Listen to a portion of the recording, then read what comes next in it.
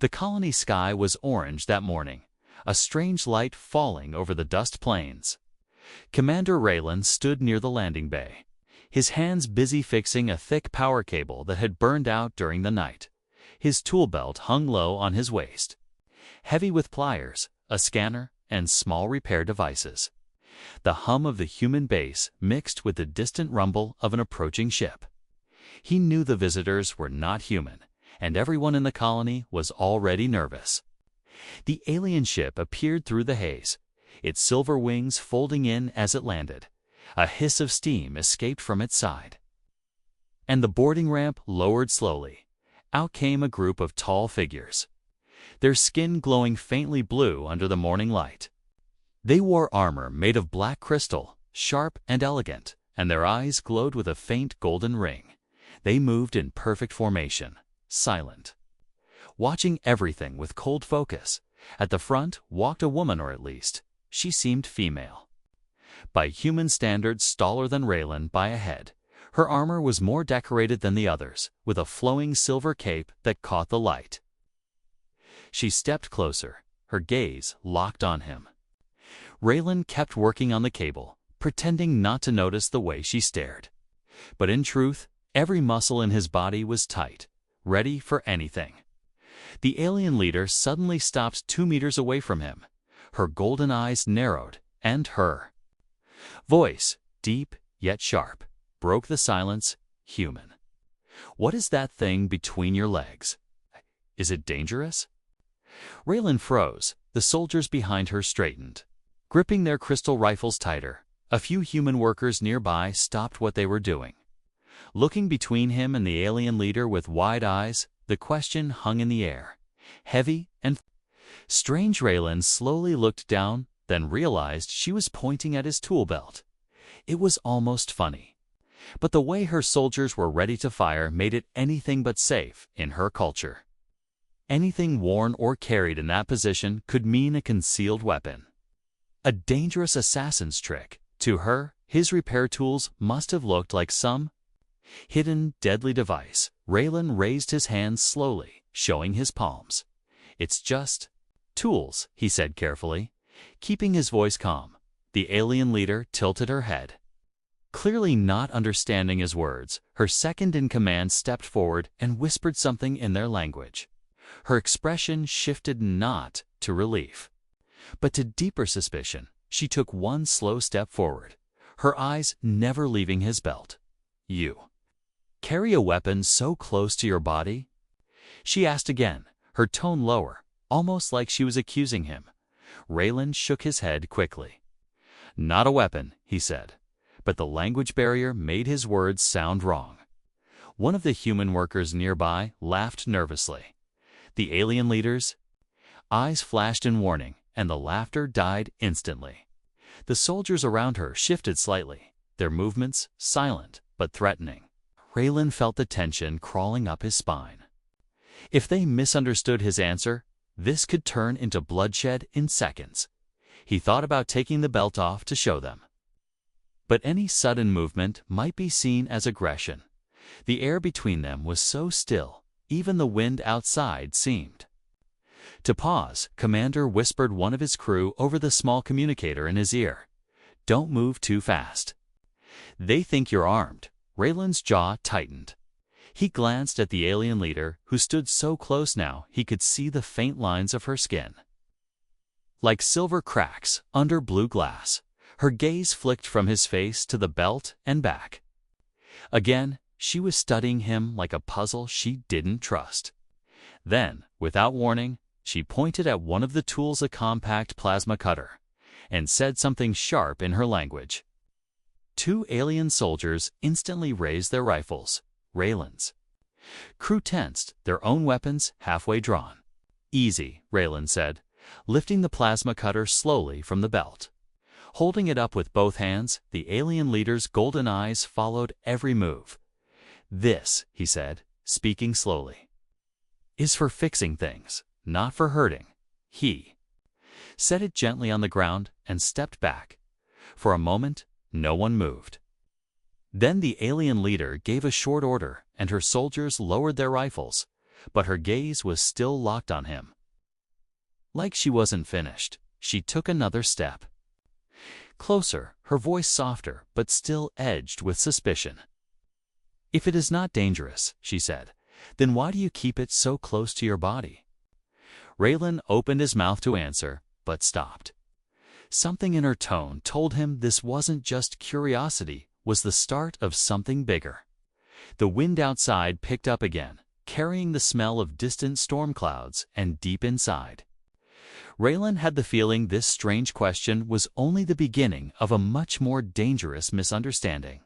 The meeting hall of the human colony felt colder than usual. Raylan sat at one end of the long metal table, his tool belt now resting in front of him like some dangerous artifact. Across the table, the alien leader stood tall, her silver cape flowing behind her as if moved by an invisible wind. Her soldiers lined the walls, their crystal rifles resting in their hands, but ready to be raised in an instant. Every human in the room felt the tension, like a thin thread ready to snap. The translator device on the table flickered, its small light blinking. Raylan cleared his throat. "It's for work," he said slowly, pointing to the tools. The device translated his words into the alien tongue, but the leader's eyes only narrowed further. Her second-in-command leaned close to whisper to her, and she gave a sharp reply. Raylan didn't need to understand the words. He could feel the distrust in her voice. To the alien people, anything kept near the waist or between the legs was a weapon or a sacred item. Their warriors often carried small crystal blades there, meant to be hidden until the moment of attack. No one outside their tribe was ever allowed to see or touch it. For her, the idea that a human would wear strange metal devices in the same place was not just suspicious, it was almost insulting. It was like he was pretending to be a warrior of her kind without earning the right. One of her soldiers spoke up, his voice deep and accusing through the translator. It came out as, "You hide your weapon in a place of honor. You think yourself one of us." Raylan frowned. "It's not a weapon," he repeated. But he could tell the explanation was going nowhere. The translator device struggled with human phrases, and every sentence seemed to twist into something more threatening than he intended. The alien leader paced slowly along the side of the table, her boots making a faint, hollow sound against the metal floor. Her eyes never left the belt, and sometimes she would glance at him as if measuring his strength. Raylan kept his voice calm, but his mind was racing. If this misunderstanding grew worse, the fragile alliance between humans and her people could break before it even began. One wrong word, one wrong move, made the situation could turn violent. He tried a different approach. "Do you see that wall panel?" he asked, pointing to a broken section near the doorway. She turned her head slightly, curious but still cautious. Raylan took one of the tools from the belt, the same plasma cutter she had feared, and walked toward the panel. Two of her soldiers stepped forward instantly, their weapons ready, but she raised her hand, signaling them to wait. With slow, careful movements, Raylan activated the cutter. A small blue flame appeared, glowing and steady. He cut away the damaged metal, sparks falling to the ground in soft showers. Then he reached for another tool, fixing the loose wires inside. Within a minute, the panel's light flickered back to life, humming gently. He stepped back and gestured to the restored panel. "This is what the tools are for," he said, "to repair, not to destroy." The translator worked this time, and her golden eyes shifted slightly less sharp, more thoughtful, but the suspicion didn't disappear completely. To her, a tool could still be turned into a weapon. And the fact that humans kept them so close to such a vital part of the body still felt strange. She asked him something that the translator rendered awkwardly. "Why protect it with your own life?" Raylan hesitated. He could have said it was because humans valued their work or because tools were expensive, but deep down, he knew the truth was simpler. Humans were used to carrying things at their waist. It was practical, it was habit, and it didn't mean anything dangerous. Explaining that to a culture with such deep traditions would take more than a few sentences as the meeting dragged on. Whispers began to spread among the alien soldiers. Raylan caught fragments through the translator words like hidden blade, dishonor, and test. It was clear they were debating whether to challenge him to prove his intentions. The thought of having to face one of these towering warriors in some sort of ritual combat was not appealing. But refusing might be seen as an admission of guilt. The alien leader finally spoke again, her voice calm but firm. "Until I understand your ways," she said. "You will not approach my warriors without my permission." Her soldiers shifted. In agreement, their armor glinting under the lights. Raylan nodded, slowly arguing now would only make things worse. He could only hope that time and patience would clear the misunderstanding. As the aliens left the meeting hall, Raylan stayed behind, staring at the tool belt. It was strange how something so ordinary to him could be seen as dangerous. He thought about the way the alien leader's eyes had lingered on it, not just with fear, but with a kind of curiosity she couldn't quite hide. Whatever she believed, he had the feeling this was far from over. Outside, the sky was darkening. Storm clouds were rolling in from the east, the kind that carried static lightning across the plains. Raylan watched the alien ship in the distance, its lights glowing against the horizon. Somewhere inside, the leader was probably still thinking about him and about the strange human who carried something between his legs that she could not yet understand. The storm outside rolled over the plains like a living shadow. Flashes of white lightning lit the colony walls, casting long, sharp shadows across the landing bay inside the human base. The air felt heavy, not just from the weather, but from the way the aliens kept watching. Wherever Commander Raylan went, he could feel their golden eyes tracking his movements. They spoke little, but their silence was not friendly. The alien leader, Captain Sarika, was often seen at the far end of the hallways. She never looked away when their eyes met, and sometimes she spoke quietly to her second-in-command while glancing in his direction. Raylan didn't need to hear the words. He could tell she was still thinking about his tool belt. The misunderstanding from the meeting had not faded. If anything, it seemed to have taken root, spreading through her soldiers like wildfire. In the mess hall one evening, Raylan sat with his crew, trying to eat in peace. But across the room, 3 alien warriors were seated together, their armor faintly glowing under the ceiling lights. They weren't eating, only watching him. One whispered something to the others, and they all looked at the belt hanging from the back of his chair. Raylan could see the distrust in their eyes. It was as if they were waiting for him to pull out a hidden blade at any moment. The humans tried to ignore it, but whispers began to circulate even among their own people. "Why do they keep staring at you?" One technician asked quietly. "They think I'm carrying something dangerous," Raylan muttered, pushing his food around the plate. "Are you?" the technician asked, half joking. Raylan gave a tired smirk. "Only if you count a screwdriver as dangerous." But inside, he knew it was becoming a problem. That night, as he walked back to his quarters, he noticed footsteps behind him. He turned a corner, and the sound followed. Glancing over his shoulder, he saw Captain Sarika herself walking slowly in the shadows, her gaze fixed on his waist. When he stopped, she stopped. When he started walking again, so did she. The quiet between them was filled with the faint hum of the base's lights and the low rumble of the storm outside. Finally, she spoke, her voice calm but sharp. "In my world, we do not trust what we cannot understand." Raylan stopped and turned to face her. "I told you before, it's just tools," he said. Her golden eyes narrowed. "A weapon can be called many things."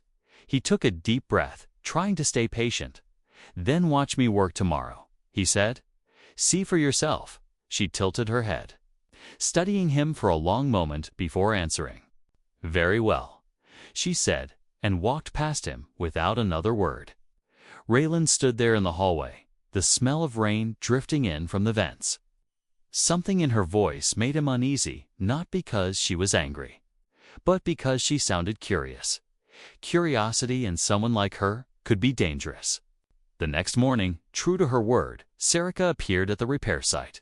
Her soldiers stood behind her like statues. Raylan went about his work. Fixing a damaged power relay near the outer wall, she watched every movement, how he took a tool from the belt, used it, and put it back. Her eyes followed his hands with an intensity that made even the simple act of turning a screw feel like a test. At one point, he needed to kneel to reach a lower panel. Her gaze shifted, and he realized she wasn't just looking at the tools, she was studying the way humans carried things. To her, there was meaning in every movement. She asked a question in her own language, and the translator turned it into something odd. "When you fight, does your item give you strength?" Raylan almost laughed, but her expression was serious. "No," he said. "It doesn't make me stronger, it just helps me fix things." She didn't seem convinced. Later that day, as he was returning to the workshop, he caught sight of two alien soldiers standing near the corner. They didn't move when he passed, but their eyes stayed locked on his belt until he disappeared from view. The feeling of being hunted was hard to shake. It wasn't open hostility, not yet, but it was something that could tip into danger at the smallest spark. That night, the storm grew worse, rattling the colony walls with every blast of wind. Raylan stood by his window, watching lightning split the sky. Somewhere out there, the alien ship sat silent. Its crew, no doubt, still talking about him. The thought made his stomach twist. They didn't just see a human, they saw a threat they didn't understand. And people, no matter the species, often tried to destroy what they feared as the power flickered in his quarters. He made a decision. If this kept growing, it could lead to something far worse than awkward stares and whispered rumors. It could lead to blood. And Raylan knew he had to find a way to end the suspicion before someone decided to solve the problem with a rifle shot in the dark. Raylan requested the meeting at sunrise. He knew waiting longer would only allow the rumors to grow. The air inside the neutral chamber was still and heavy, with only the faint hum of the ventilation system. The walls were made of smooth alloy, the kind that reflected just enough light to make the space feel colder than it was on the table. Between them lay Raylan's tool belt, stripped of every item except a single screwdriver. Captain Sarika entered without her helmet, her silver cape brushing the floor behind her. Her golden eyes swept across the room, taking in every corner before landing on him. She moved like a predator, calm, deliberate, and always ready to strike. Two alien guards followed her in. There, crystal rifles slung across their backs. They took positions near the wall, silent but alert. "Why did you call me here, human?" she asked, her voice low. "To end this," Raylan replied. Keeping his own voice steady, she glanced at the tool belt, her expression unreadable. "And what?" "The truth that you carry a hidden weapon." Raylan shook his head slowly. "The lie that I'm dangerous to you." She stepped closer to the table, her boots making soft clicks against the alloy floor. "You think words can change what I've seen?" she said. "I think understanding can," Raylan answered. The translator's soft voice echoed between them, but it couldn't carry the weight of the tension in the air. For a moment, neither of them moved, each waiting for the other to make the next step. Raylan reached down slowly, unbuckling the tool belt from his waist. The alien guards stiffened, their hands moving toward their weapons. Sarika raised her hand in a quick signal. Stopping them, Raylan placed the belt on the table, pushing it toward her. "Take it," he said. "See for yourself."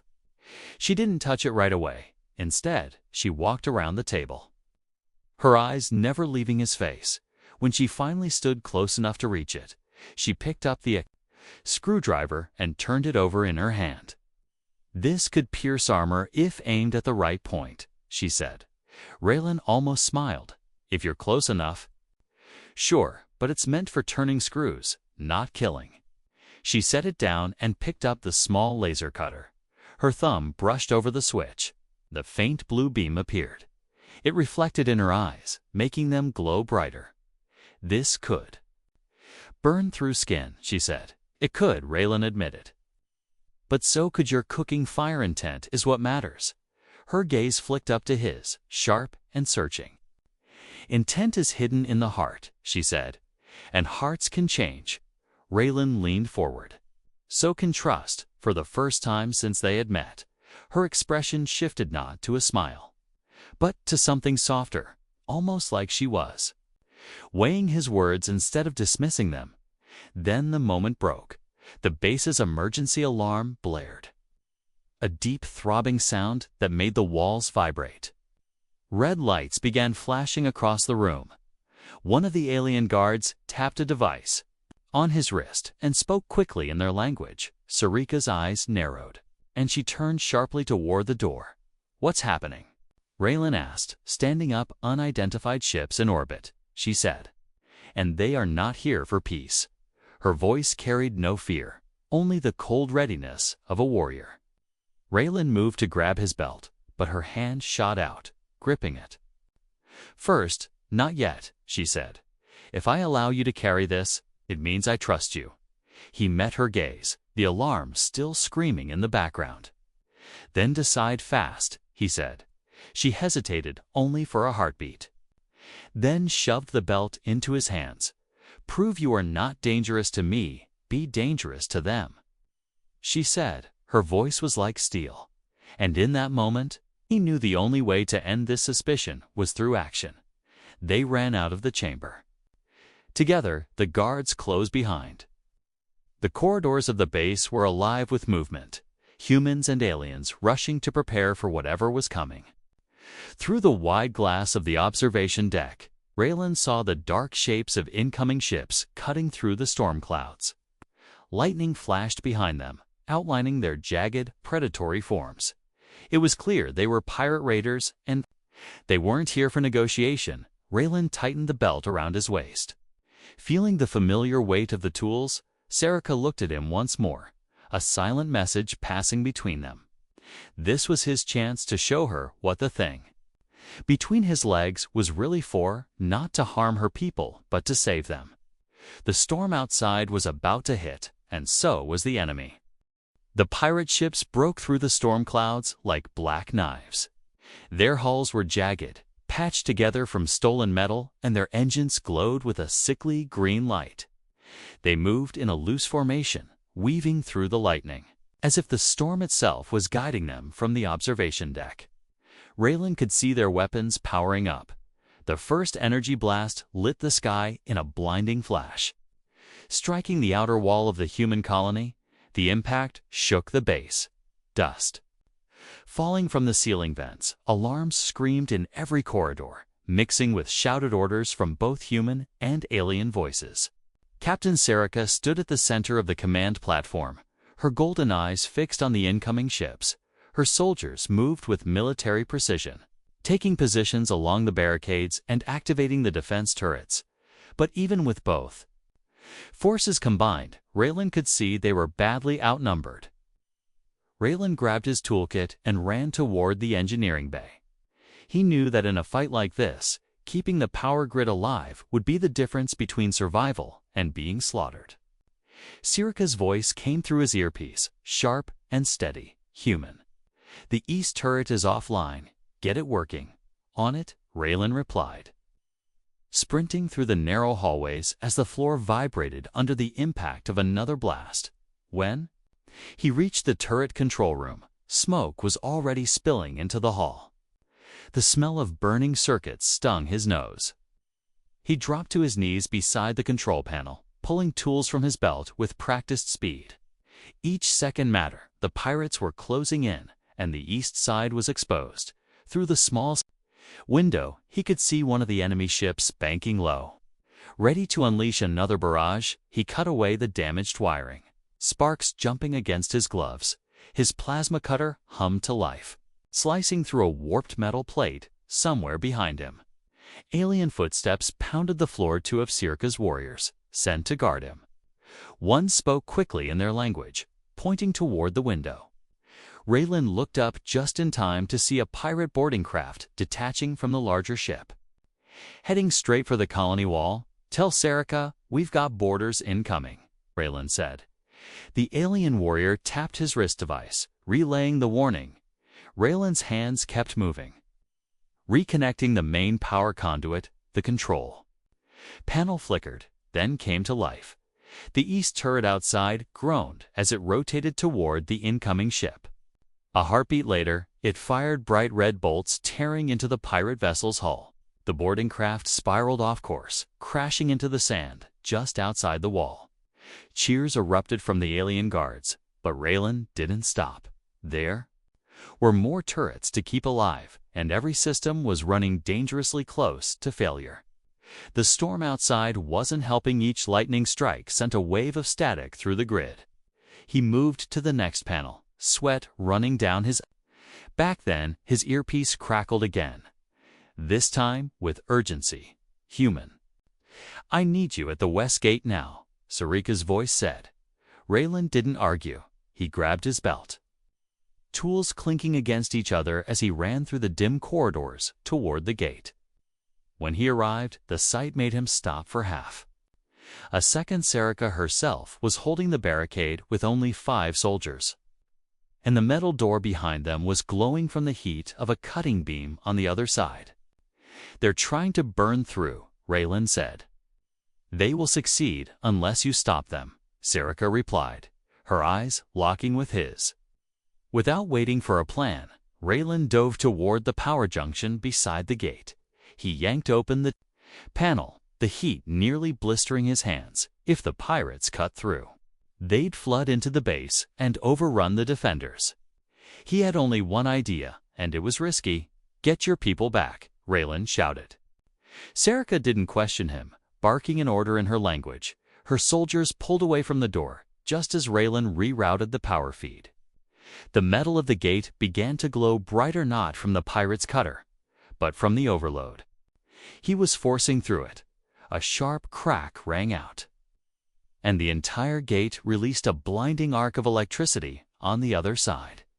Muffled screams echoed before the sound of retreating boots. The cutting beam died instantly, leaving only the hiss of cooling metal. Raylan shut down the overload before it could burn out the whole system. When he looked up, Sarika was staring at him, not with suspicion, but with something closer to respect. "You turned the door into a weapon," she said, almost sounding impressed. "I turned it into a warning," Raylan replied. Her golden eyes studied him for a long moment before she gave a single nod. The pirates weren't gone yet, but for the first time since the fight began, the humans and aliens had pushed them back over the coms. Reports came in more enemy ships were falling under the combined fire of turrets and defense teams. But the battle wasn't over, and both of them knew it. Sarika stepped beside him, her armor scorched from the fight. "Stay with me," she said, her voice low but firm. Raylan tightened his tool belt, feeling the weight of every piece of metal and wire like a lifeline. If this battle was going to be won, it would be won together. And maybe the thing she once feared would be the very thing that saved them all. The storm outside had turned the sky into a churning sea of black and silver. Lightning split the clouds every few seconds, lighting the battlefield in sharp flashes. The pirate ships circled like predators, their weapons raining fire on the colony walls. Inside the base, humans and aliens fought shoulder to shoulder, the sound of gunfire and energy blasts shaking the air. Raylan and Captain Sarika moved together through the chaos, each watching the other's back. At the southern barricade, a turret went silent. Sarika pointed toward it, her voice cutting through the noise. "Human there," she ordered. Raylan nodded, sprinting across the open ground with Sarika covering him. Enemy fire tore into the sand around his boots, kicking up clouds of dust and debris. When he reached the turret's control box, smoke poured from its vents. He yanked out the scorched wiring with his bare hands, ignoring the heat biting into his fingers. From behind him, Sarika fired her crystal rifle, striking down a pirate who had tried to flank them. Raylan pulled a new cable from his belt and jammed it into place. The turret roared back to life, spitting bright red bolts into the sky. "You fight like one of us," Sarika called out, reloading her weapon. Raylan gave a quick grin. "I fix like one of us, too." She didn't smile, but there was a flash of something in her eyes. Respect. Maybe even trust. It was the first time since they'd met that. Her voice carried no suspicion. The battle had forced them past words into something stronger. They pushed toward the north gate next, where the fighting was fiercest. Pirates had breached the outer wall and were spilling into the narrow streets. Between the colony buildings, Raylan ducked behind cover, scanning the scene for weaknesses. He spotted a collapsed power pole leaning dangerously close to a fuel container. If the pirates hit it with a stray shot, the explosion would take out half the block. "I need to secure that pole," Raylan said. "It's suicide to go out there." Sarika replied, her golden eyes narrowing. "Then come with me," he said without hesitation. She gave a short nod, and together they dashed into the open.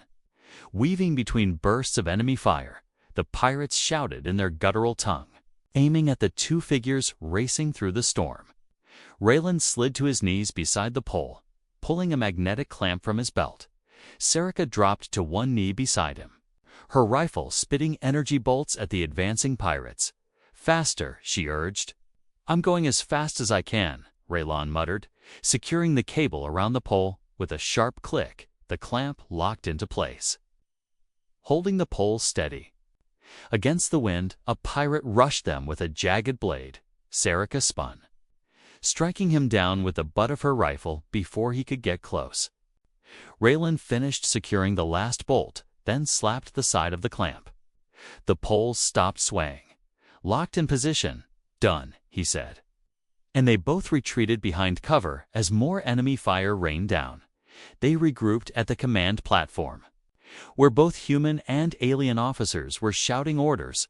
The combined forces had pushed the pirates back to the outer dunes. But the enemy still had two ships in the air. Sarika looked at Raylan, breathing hard but steady. "You've saved more of my soldiers today than I can count," she said, "and you've saved me more than once."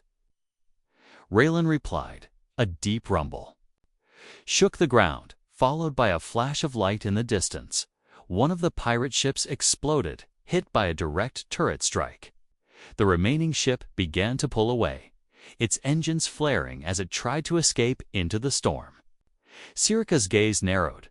"We cannot let them leave. They will return with more." Raylan scanned the tactical display and pointed. "If I can overload the western turret, it'll hit them hard enough to finish it." She didn't hesitate. "Do it." They moved again, side by side, cutting through the smoke and chaos.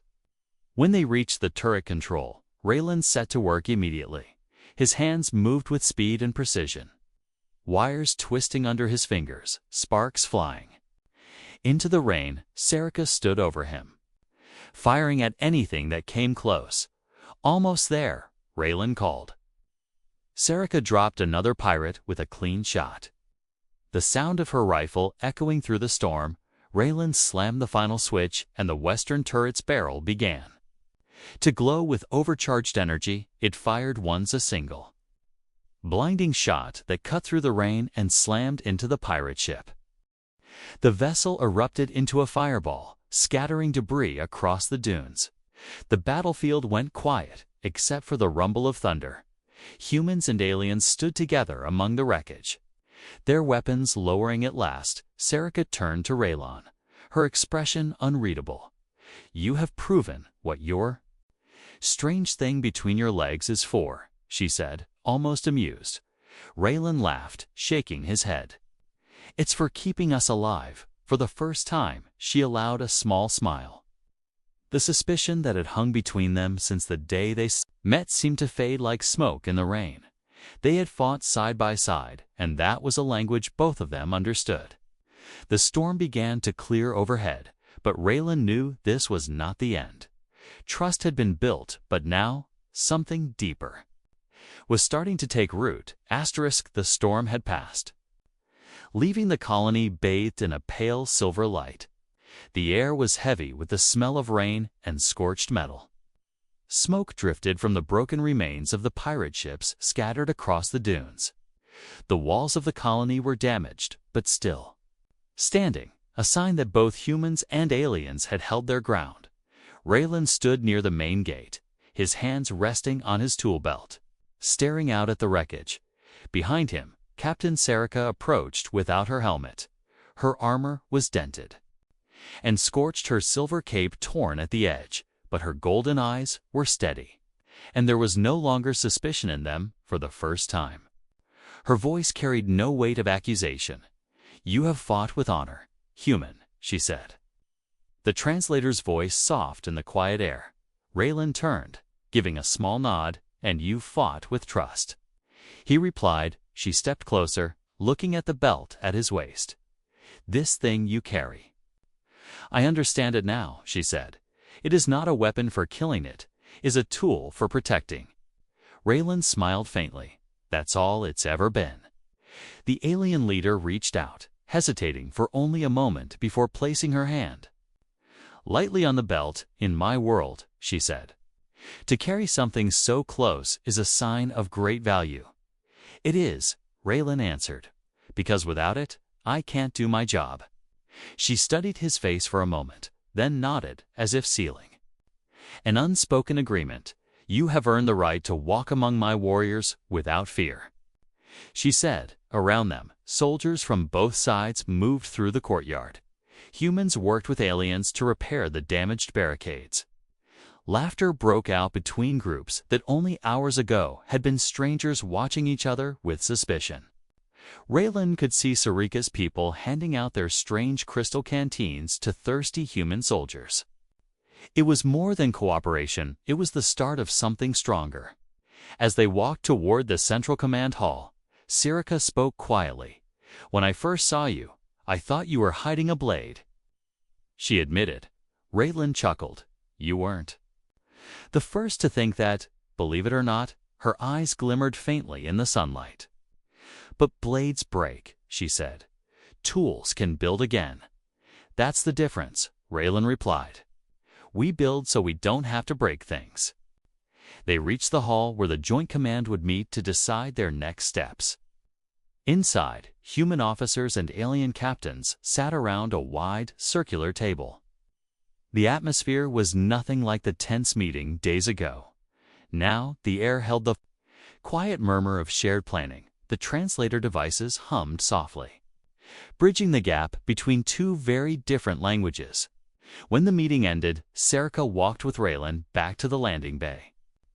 Her ship was preparing to depart, its silver hull reflecting the last golden rays of the setting sun. She stopped at the base of the ramp and turned to face him. "Human," she said, "my people will speak of this day." Raylan tilted his head. "And what will they say?" "They will say there was a human who carried a strange thing between his legs. And we thought it dangerous," she said with a small smile. "But in truth, it was the human himself who is dangerous to our enemies." Raylan laughed, shaking his head. "I'll take that as a compliment." "It is," she replied, her tone firm but warm. For a moment, they stood in silence, the storm's cool breeze carrying the scent of the desert sand between them. Then she extended her hand, not as a warrior's challenge, but as a gesture of friendship. Raylan took it, their grips firm in that simple shake. There was more meaning than any words could hold. It was the end of suspicion and the beginning of trust. The sound of the ship's engines began to rise, a low hum that signaled it was time for her to leave. But before she turned to board, she spoke once more. "Next time we fight," she said, "I will stand at your side from the first moment." "Not the last." Raylan nodded. "And next time, you won't have to ask what's between my legs." For the first time, Serica actually laughed a clear, genuine sound that cut through the cool evening air. Then she stepped onto the ramp, her cape catching the light one last time before disappearing into the ship. The vessel rose into the sky, vanishing into the horizon. Raylan stood there for a while. The quiet settling around him, his crew moved in the distance, repairing the last of the damage from the battle. He looked down at the tool belt, running his fingers over the worn leather. It wasn't just a set of tools anymore, it was a reminder of the fight they had won, and of an alien captain who had gone from mistrusting him to trusting him with her life. As the first stars began to appear above the desert sky, Raylan turned back toward the colony. There was still work to be done, but for the first time in days, he felt lighter. He knew the next time their paths crossed, it wouldn't be as strangers. It would be as allies, two warriors from different worlds, bound by respect, and all because of one strange question that had started it all.